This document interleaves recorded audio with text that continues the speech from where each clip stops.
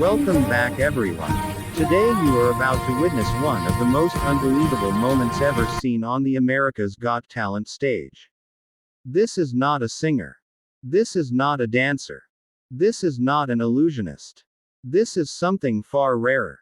A moment that left the judges frozen, the audience speechless, and even Simon Cowell questioning everything he thought he knew about intelligence, talent, and age. What happens when a child who can barely talk walks onto the biggest stage in the world and does something no adult can explain? Stay with us until the end, because this story only gets more shocking. The lights rise slowly inside the America's Got Talent theater. The audience is buzzing as usual, excited but distracted, expecting another typical audition. Terry Crews steps forward with his familiar smile and booming voice, ready to introduce the next act. He looks down at his card, pauses for a second, then looks back up at the crowd with confusion written all over his face. He clears his throat and says that the next contestant is 2 years old. Laughter ripples through the audience. Some people think it is a joke. Others assume a parent will do most of the talking. Cameras cut to the judges. Heidi Klum smiles politely. Howie Mandel raises an eyebrow. Sofia Vergara leans forward, curious but unsure. Simon Cowell, however, does not smile. He leans back in his chair, arms crossed, his expression serious and skeptical.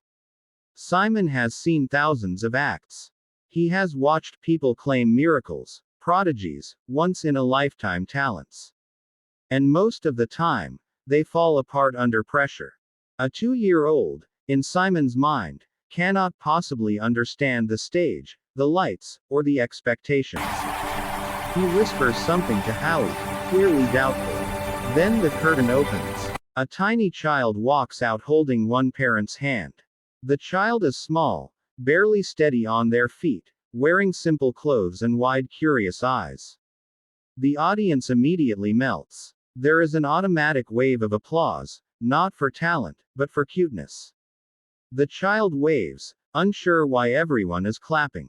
Terry kneels down to the child's level and gently asks their name. The child answers softly, slightly unclear, like any toddler would. Terry smiles and asks how old they are. The child proudly holds up 2 fingers. The crowd laughs again. Simon does not laugh. Terry then turns to the parents and asks why they are here. The mother takes a deep breath and explains that their child has an unusual ability with numbers. Not just counting, not memorizing, but understanding. At this point, Simon shifts forward in his chair. The mother explains that before the age of 2, their child began recognizing patterns, solving basic equations, and reacting to numbers in ways they had never seen before. Doctors told them it was unusual. Teachers said it was impossible. Friends said they were exaggerating.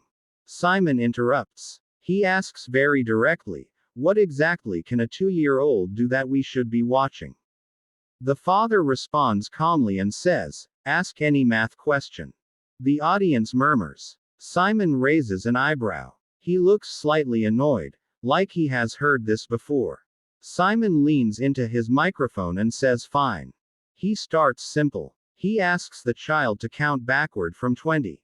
The audience chuckles. The child pauses, looks at the parent, then begins counting backward clearly, without hesitation, without skipping numbers. The laughter stops. By the time the child reaches 0, the room is silent. Simon sits up straight. Howie's mouth is open. Sophia whispers something under her breath. Simon then says that could be memorization. He says it does not prove understanding. He looks directly at the child and asks a new question. He asks what is 12 plus 9. The parents freeze. The audience gasps. This is not something most preschoolers can answer. The child tilts their head, thinks for a moment, then says the correct answer. There is an explosion of sound. The audience jumps to their feet. Applause fills the theater. Terry's eyes widen in disbelief. Simon raises his hand to stop the noise. He says he is not done. The room quiets instantly. Simon then asks a question no one expects. He asks a multi-step problem. He asks what happens if you take 30, divide it into groups of 5, and then add 2 to each group. The parents look nervous. The mother's eyes fill with tears. The child looks down, quietly counting on their fingers, then looks up and gives the correct response, explaining it in broken toddler language but perfectly accurate logic. That is the moment. That is the moment Simon Cowell changes. You can see it on his face. The skepticism dissolves. The crossed arms disappear. He leans forward slowly, eyes locked on the child, not as a judge, but as a witness to something extraordinary. Simon speaks softly now. He says he has judged talent for decades. He has seen singers who change lives, performers who redefine art. But what he is seeing right now is intelligence at a level that defies explanation. He admits something rare. He admits he was wrong. The audience erupts again. Howie Mandel stands up, clapping, shaking his head. He says this is not talent, this is evolution. Sophia is emotional, saying she cannot believe what she is seeing. Heidi smiles with tears in her eyes. Simon asks one final question. He asks the child if they like numbers. The child smiles and nods. Simon smiles back. He then says something that sends chills through the room. He says if this child continues like this, the world will one day change because of them. The golden buzzer is not pressed. This is not about advancing in a competition. This is about a moment that will live forever. Simon stands up. He walks to the edge of the stage, something he rarely does. He kneels down in front of the child, looks them in the eye, and says never stop being curious. The audience is crying. The parents are overwhelmed. Terry struggles to keep his voice steady. As the family walks off stage, Simon remains standing, clapping longer than anyone else. Later backstage, Simon speaks to the camera. He says moments like this are why he continues to do this show.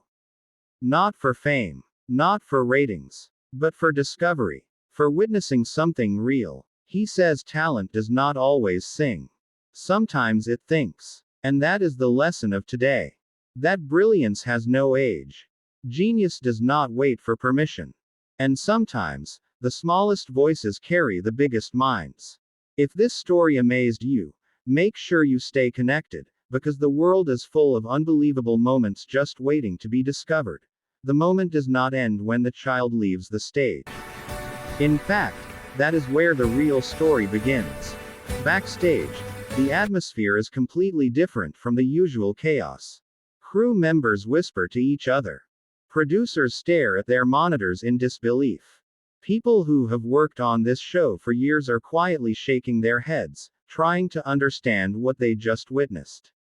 A 2-year-old did not just answer questions. That child understood them. Simon Cowell walks off stage slower than usual. He is deep in thought. Cameras catch him rubbing his chin, something he only does when he is genuinely processing something unexpected. A producer asks him how he feels. Simon pauses, then says something that surprises everyone. He says moments like this are rare, and they are dangerous in the best possible way, because they force you to admit how little you actually know. Meanwhile, the parents sit backstage holding their child, who is now more interested in a colorful light on the wall than the fact that millions of people just watched them perform. That contrast hits hard. The child does not know they amaze the world. They are just being themselves. A judge comes back to speak with the family. Simon himself asks if the child understands what just happened. The parents smile and say not really. They explain that at home, numbers are treated like toys. No pressure. No pushing. Just curiosity. Simon nods. He says that is exactly why this worked. Later that night, clips from the audition explode across social media. Phones light up. Videos are shared millions of times within hours. People argue in comments. Some say it must be edited. Others say the parents coached the child. Experts begin weighing in, explaining that while rare, extreme early cognitive development does exist. But Simon Cowell does not care about the arguments. The next day, during a judge's meeting, Simon brings the child up again. He tells the others that this is not about competition. This is not about winning America's Got Talent. This is about responsibility. He says when the world labels a child a genius, it can either protect them or crush them. Simon speaks from experience. He has seen child stars burn out. He has seen pressure destroy talent. He makes it clear that this child's journey must be handled carefully. When the family returns for a follow-up appearance, the audience reaction is even louder than before. People are standing before the child even walks out. Simon watches closely, not with excitement this time, but with concern. On stage, Simon does something unexpected.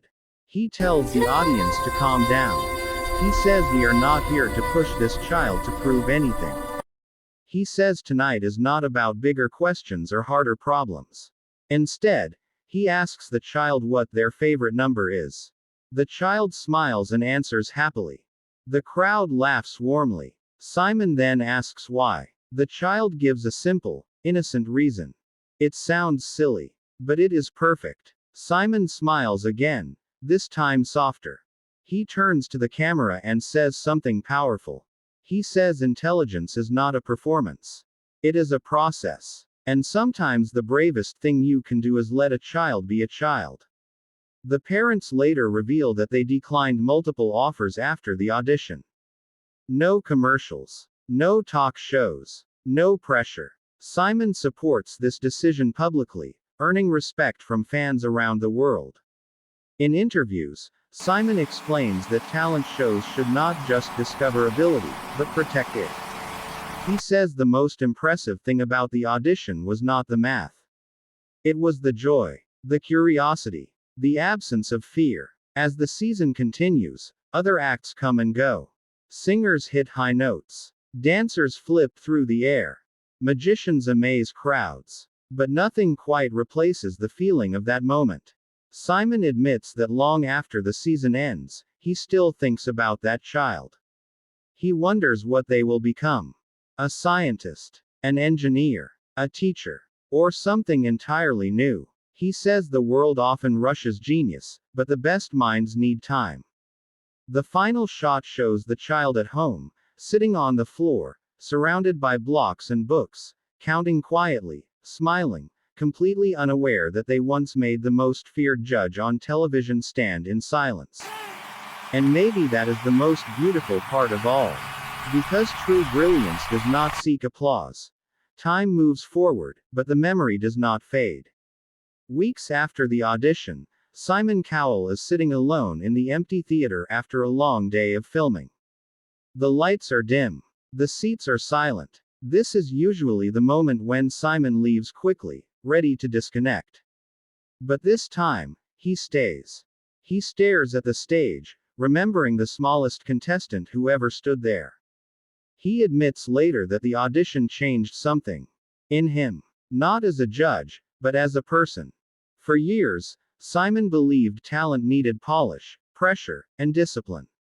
That night reminded him that the purest form of brilliance begins without any of those things. News outlets continue to talk about the child. Universities discuss early intelligence. Psychologists debate development. Parents around the world watch the clip and look at their own children differently, not to compare, but to listen more closely. Simon makes a quiet decision. He asks producers to create a private policy for young prodigies appearing on the show. Less pressure. Fewer rehearsals. More protection. No forced narratives. He does not announce this publicly. He just does it. When asked in an interview what the most powerful audition of the season was, Simon surprises everyone. He does not mention the golden buzzer moments. He does not mention standing ovations. He says it was the one where nobody expected greatness. He explains that intelligence is often loud in adults, but quiet in children. He says the child did not perform for applause. They answered questions because they were curious. That honesty stays with him. Months later, Simon receives a short handwritten note from the parents. It is not long. It does not thank him for fame. It thanks him for kindness. For kneeling down. For speaking softly. For not turning their child into a spectacle. Simon keeps the note. During the season finale, as confetti falls and the winner celebrates, Simon claps respectfully. But his mind is somewhere else. He is thinking about the child who did not need to win to matter. After the show ends, life returns to normal for the family. Morning routines. Toys on the floor. Storybooks at night. Numbers mixed with cartoons and laughter. No cameras. No pressure. The child continues to grow, learning at their own pace. Sometimes they surprise their parents. Sometimes they struggle, like any other child. And that balance is what makes it right. Simon later reflects on this in a rare emotional moment. He says talent shows are mirrors. They reflect not just performers, but society. He says that night showed the world something important. That intelligence is not always loud. That genius does not need a spotlight to exist. He says the most powerful thing the child ever did was remind adults how to be curious again. Years from now, the world may hear that name again. Or it may not. And Simon says that is perfectly fine. Because success is not always measured in trophies or headlines. Sometimes success is being allowed to grow freely. The final image that stays with Simon is not the applause. It is the quiet moment when the child looked at him, smiled, and answered a question honestly, without fear. And that is why this moment matters. Not because a 2-year-old solved math problems on a famous stage. But because, for a brief moment, the entire world stopped, listened, and believed that wonder still exists. And that belief is more powerful than any number.